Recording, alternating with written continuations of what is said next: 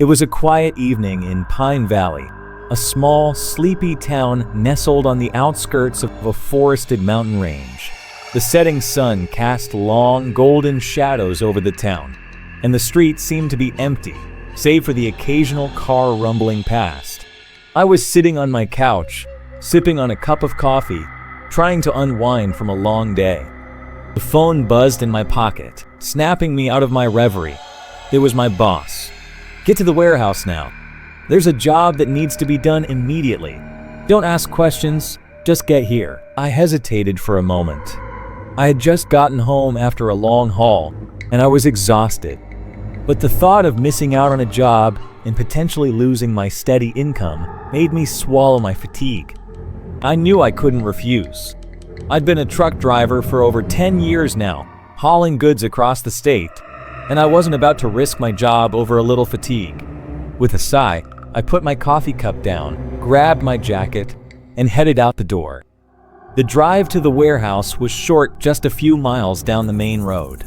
I switched on the radio, tuning out the silence, hoping the noise would drown out the nagging feeling I had in my gut. Something about the call felt off, but I shrugged it off as I parked my truck in front of the old, creaky warehouse. The place looked deserted at night, the dim lighting casting eerie shadows over the cracked concrete and rusted metal doors. As I stepped out of my truck, I noticed a few men unloading something into the back of my truck. They were working quickly, their movements hurried and nervous. There was a tension in the air, and the sound of the men's voices echoed through the empty lot. "Keep an eye out for the cops," one of the men whispered to the others. "Make sure they don't come near here." That line immediately set off alarms in my head. I tried to mask my suspicion and approach them, pretending I hadn't overheard. The man who'd spoken earlier, a tall guy with a scar on his cheek, walked over to me.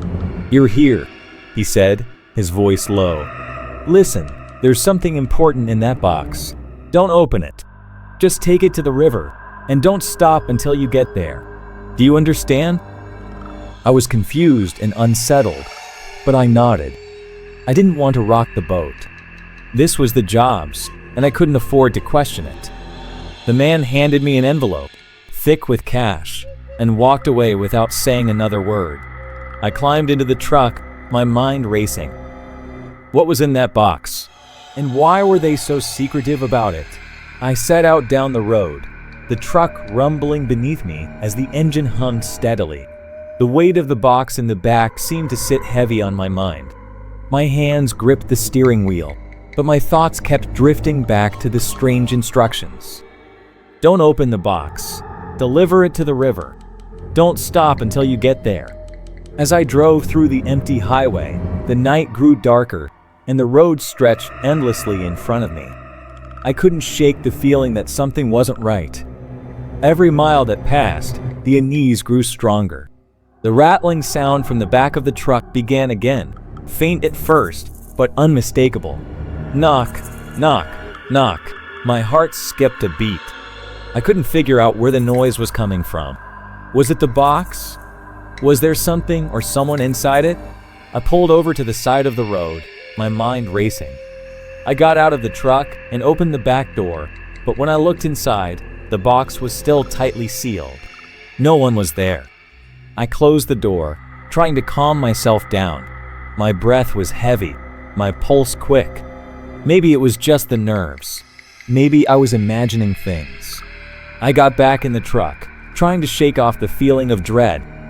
But the knocking continued, louder this time, accompanied by soft murmurs that sounded almost like a whisper. I tried to ignore it, focusing on the road ahead, but it wasn't easy. As I drove, I noticed something else. The air seemed to grow colder, even though the night had been warm when I left. The temperature dropped quickly, and soon I could see my breath in the air. It was as if the world around me was growing darker, more oppressive. The knocking grew louder, now accompanied by what sounded like faint voices calling my name. "Is someone there?" I muttered to myself, my voice shaky. What the hell is going on? I turned up the volume on the radio, but it did nothing to drown out the sounds coming from the back of the truck. The murmurs became more distinct, but I couldn't make out the words. Suddenly, the truck swerved, jolting me awake from my daze. I quickly regained control of the wheel, but the truck felt heavier, as if something inside was pulling it down. I glanced in the rearview mirror and saw nothing but the dark road behind me.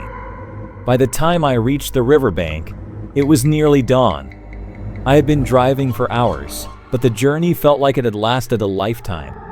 My eyes were heavy with exhaustion, but my fear kept me alert.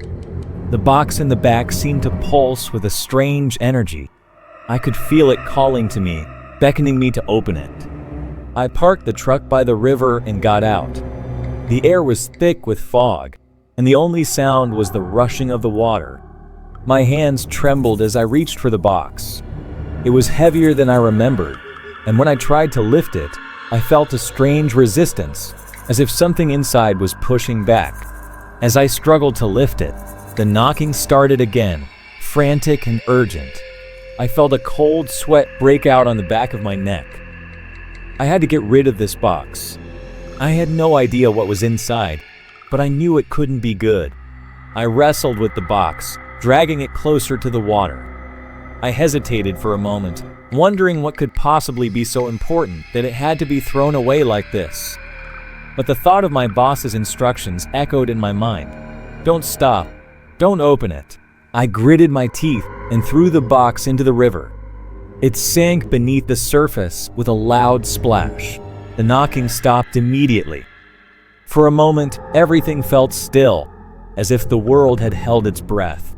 I drove home in silence, the morning light creeping over the horizon. I was exhausted, but the fear that had consumed me the entire journey didn't seem to fade. I couldn't shake the image of the box sinking into the river, nor the voices that had haunted me throughout the night. When I arrived home, my wife was already up, preparing breakfast. She smiled when she saw me, but I could tell something was off. "You okay?" she asked, concern in her eyes. "Yeah, I'm just tired," I said, trying to sound casual. But inside, I was shaking. Something wasn't right, and I couldn't explain it. That night, as I lay in bed, the knocking began again.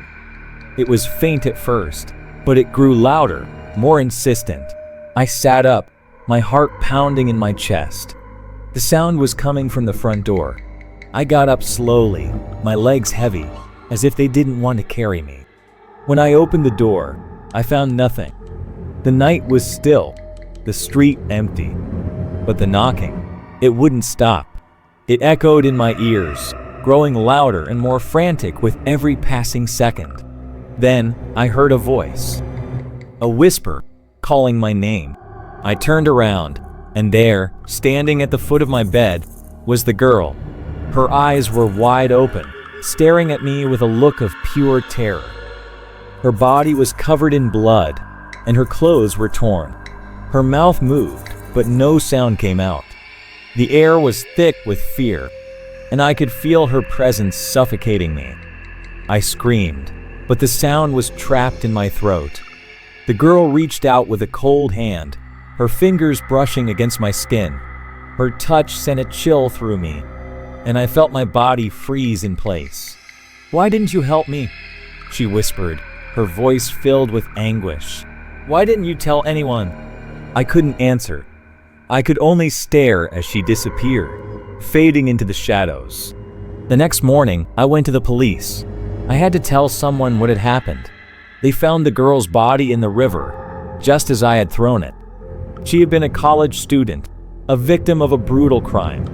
The people responsible for her death were arrested, and her family finally got the closure they deserved. But as I lay in bed that night, the girl's voice echoed in my ears once more. Her eyes haunted me, and I couldn't escape the guilt that had lodged itself in my chest. I had been part of something terrible. I had helped hide her death, and now her spirit was seeking revenge. I couldn't undo what had been done, but I could try to make things right. I left my job, refusing the higher salary my boss offered, and I opened a small store. The money wasn't as much, but I felt at peace for the first time in years.